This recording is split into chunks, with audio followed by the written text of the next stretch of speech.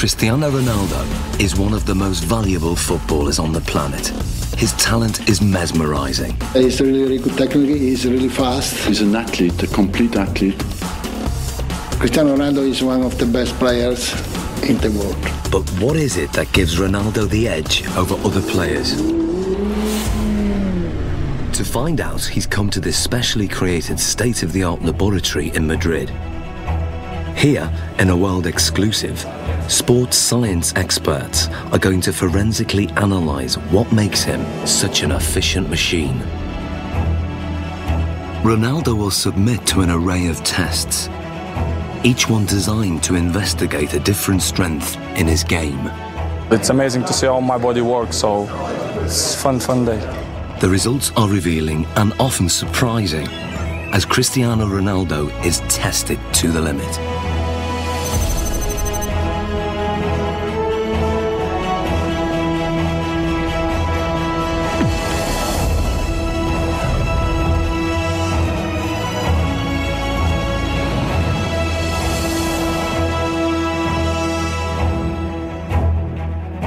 In this sports laboratory, Cristiano Ronaldo is about to undergo a series of challenges unlike any he's done before. He'll undergo tests for body strength, mental ability, technique, and finally skill. Guiding him through this is football consultant Andy Ansar. He's teamed up with leading sports scientists, hoping to uncover the secrets behind Ronaldo's tremendous ability. Shall we stretch out properly? The first of the 4 challenges is one of the most crucial on a football pitch: body strength.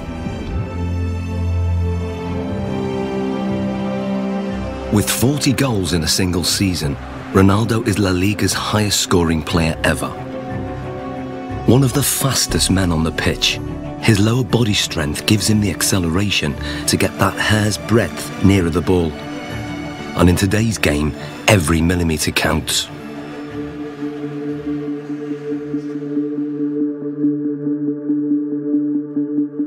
To test Ronaldo's sprinting ability, Andy has developed a 2-part challenge. First, a straight sprint over 25 metres. Then, a 25-metre zigzag sprint, designed to measure speed and agility. To draw a comparison, Ronaldo is going to race against professional sprinter Angel David Rodriguez. Rodriguez is the Spanish champion over 100 metres, but how will he compare with Ronaldo over 25 metres? Infrared beam timing gates will give split-second results. And in charge of the test is biomechanics expert Neil Smith. We want to see the different muscles and the different components that are used in order to find out who's quicker, a sprinter or a footballer. Rodriguez is going to go first. Take your marks. Set.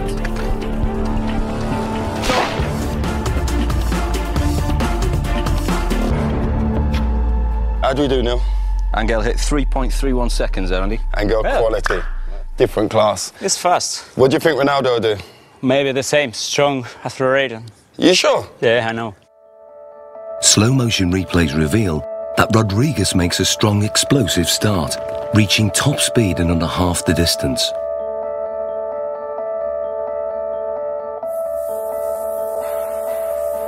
All his movements are in a straight line, very linear, nothing from side to side at all. Everything is moving in front to back directions. No energy is wasted. Rodriguez has a high knee action. This gives him a very long stride length of 2.5 metres. Ronaldo's target to beat is 3.31 seconds. Let's see what he's got. Come on in, buddy. Let's get Ronaldo on the blocks. Okay, Neil. Set.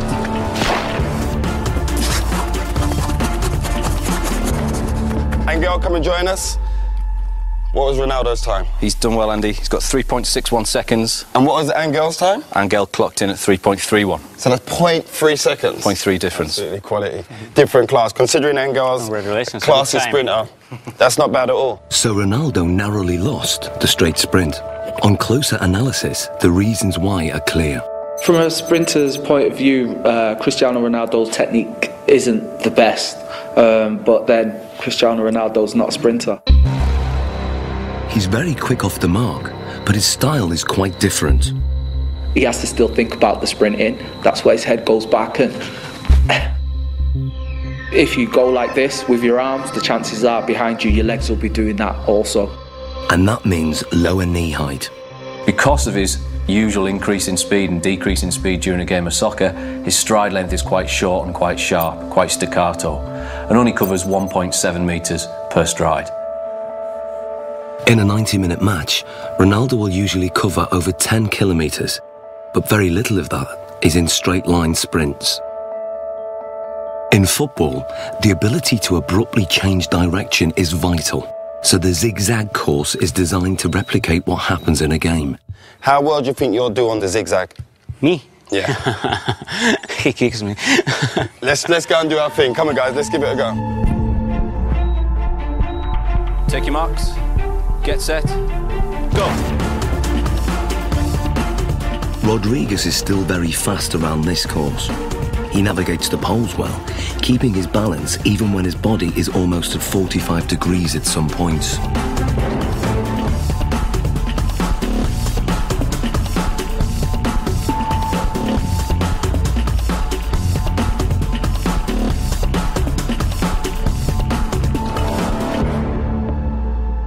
Rodriguez completes the zigzag course in 6.86 seconds. So Ronaldo, 6.86 to beat. What do you think?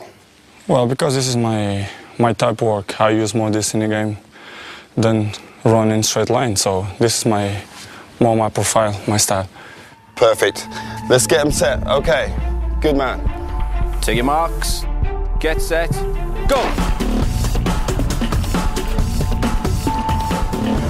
Ronaldo's style of game has very little in common with the sprinters.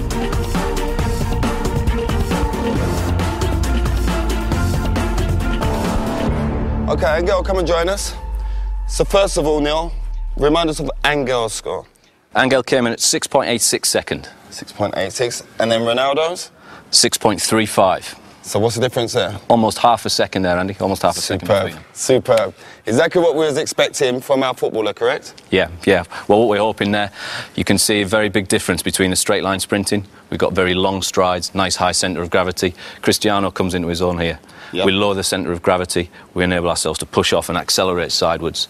That centre of gravity nice and low. Their knees are bent, their hips are bent, and the muscles are hopefully working at their optimum length. Because this is my style, you know, I use this a lot in a pitch, so I guess that I'm more chances in this type of run than straight line. Without a shadow of doubt, improved it. When we look at the zigzag movements, we can see a way that Cristiano anticipates the change of direction coming into play.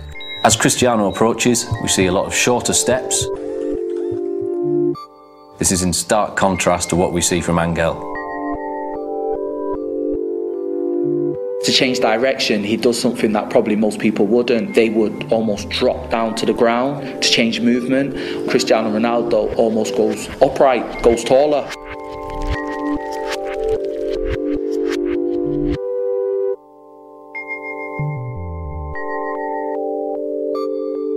Oh, look, he jumps into it with 2 feet this turn. Here we go. Yeah. There we go there. Yeah, we can see Angel using 1 foot there to break in one particular stride and to try and push off in the very next. Cristiano's decelerating using both feet. Yeah. Places his centre of gravity inside the line of his foot, and away he goes. It's almost like he uses 1 foot primarily for taking the braking force, as we see that inside foot there. Then the outside foot is more for the acceleration force. And Cristiano places approximately 5 body weights worth of force through that outside foot towards the next turn.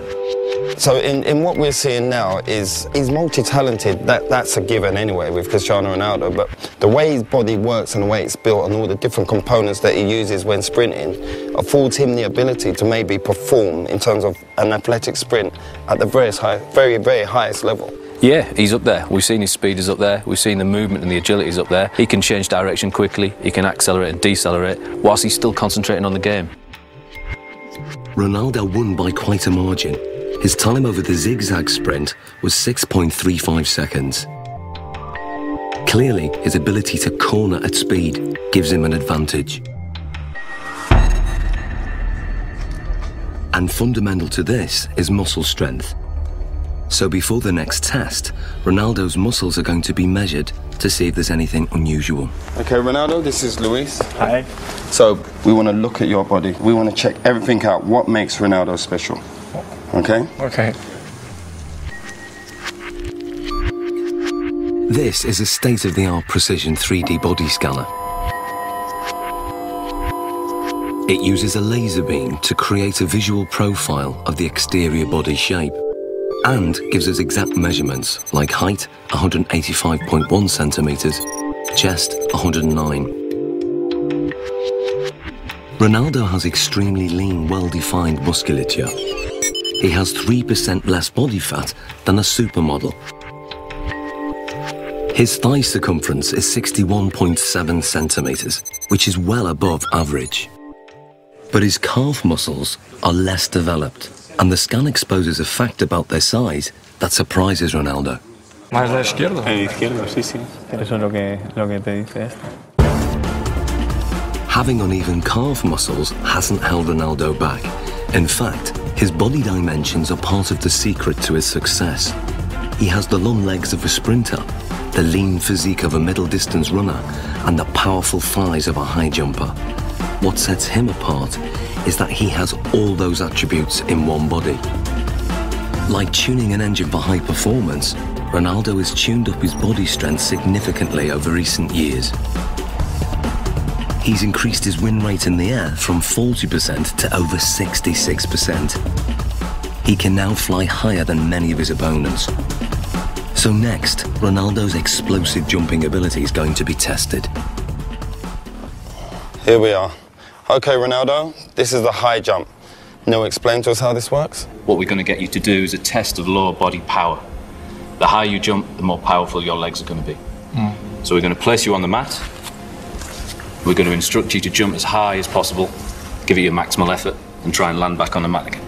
This mat is actually a very sensitive pressure sensor that measures takeoff force. And the key thing is having his hands on his hips, correct? We're going to try not to use the arms as an extra counterbalance. So that's why we do this, so that he can't use his arms as elevation. So it's we're just trying about to the legs. Concentrate just on explosive leg power. Okay. 3, 2, 1.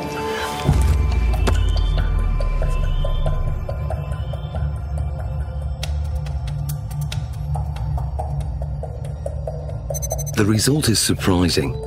Ronaldo jumps only 44 centimeters, barely average, with a force of just 1.5 times his body weight. Something's wrong. So now, this is the thing, you don't jump like that in a game. Yeah. We have to make it relevant to football. Of course, if you jump with free hands, it's better. You jump more than here, you're quite limited.